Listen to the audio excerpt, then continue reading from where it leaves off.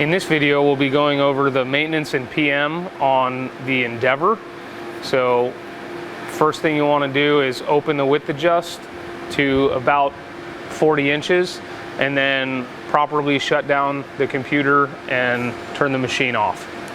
Once the machine has been properly powered down, we will want to lock out, tag out the electrical power to the machine. So we'll throw this down and then put a lockout tag on the knife switch so nobody else can turn it on. With the power already locked out and tagged out and the main air drop outside the cage lock out and tag out, we will also want to lock out and tag out the individual machine's air just as a secondary safety in addition to the main drop outside the cage. Once a day, you'll want to be sure to blow off the entire machine of all standing sawdust, as well as inspect all dust collection units for any blockages and clear those blockages as necessary. Every 2 days, you'll want to be sure to inspect your regulators to make sure they are holding the pressure that's labeled, as well as inspecting the filter trap to make sure it's not full or clogged or contaminated in any way. There's a regulator here for the outfeed door blow off, as well as a secondary regulator down here for a blow off that's mounted into the outfeed dust collection for cleaning out deep cuts and pockets.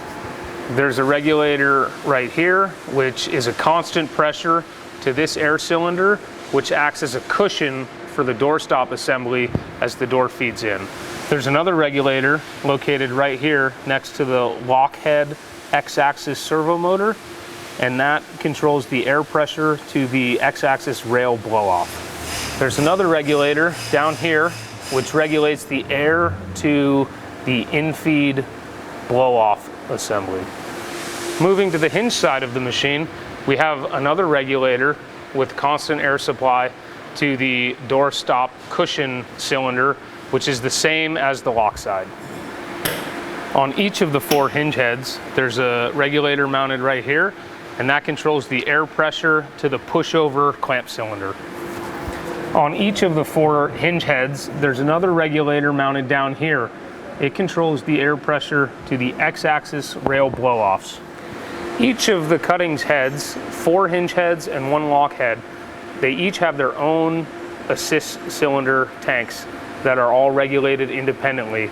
The 4 hinge heads should be about the same, and the lock head, which is the big tank at the very end, will have a separate pressure due to the heads being designed differently and having different weights. All PSIs should be labeled on the tanks. Every 2 weeks, you'll want to check the photo eyes to make sure they're still tight, both the cable on the top as well as the eye itself. You'll also want to be inspecting your feed belts for proper tension as well as excessive wear. On the same 2-week interval, you'll want to be inspecting all of your airline for kinks or rubbing that could cause eventual wear and holes. Every 2 weeks, you'll want to be sure to grease all of the ball screw nuts the machine has. This here is the lock head. There's one here for the vertical axis, as well as one over here for the depth of cut. The ball screws on the hinge heads are located here for the Z-axis and down here for the Y-axis. You'll want to be lubricating those every 2 weeks as well. When lubricating the ball screws, we'll also want to come by with a clean, dry cloth and wipe down all the ball rail on the machine. During the 2-week service interval, you'll want to be inspecting the lubricator reservoir to make sure it has sufficient oil levels, and also be sure to make sure it hasn't been contaminated. If it's milky or cloudy in any way, dump the oil and replace it with clean, new oil.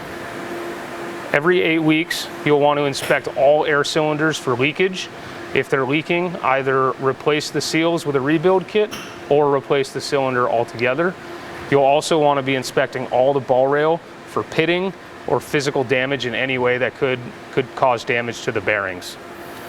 On that same 8-week interval, you'll want to be cleaning the ball rails and the cylinder rods with a dry silicone lube and a clean dry cloth. You'll also want to be lubricating all of the bearings on the whole machine. Once a year, we recommend doing a nut and bolt check on the entire machine. The most likely areas to have loose bolts will be on the head, due to that being the highest place of vibration and motion. Once a year, we recommend removing the lubricator and the filter and washing them with warm soapy water to be sure they're clean and free of any debris.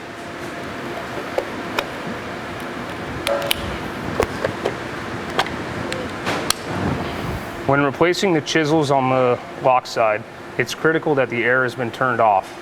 You'll need to carefully reach in and pull the chisel assembly out, and be extremely careful, because even when these are dull to the point where cut quality has been reduced, they're still sharp enough to cut you. So be very careful. We highly recommend wearing some sort of protective glove. You'll then loosen these bolts just enough to pull the old chisel out, and you'll want to clean all the debris out of here with pressurized air, and then replace the chisel, making sure to orient it in the same way, since they are 4 independent chisels, and then tightening these bolts back down.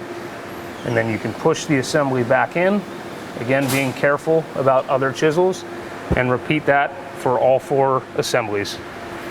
When the tooling is worn and it's time to do a tool change, we highly recommend using a blade or a ruler to measure the total tool length before replacing, and then using the spanner wrench and the standard wrench provided, you'll loosen the nut and remove the old tool and insert the new tool, and again using your ruler, set the length to whatever you measured it to be, depending on the tool you're changing.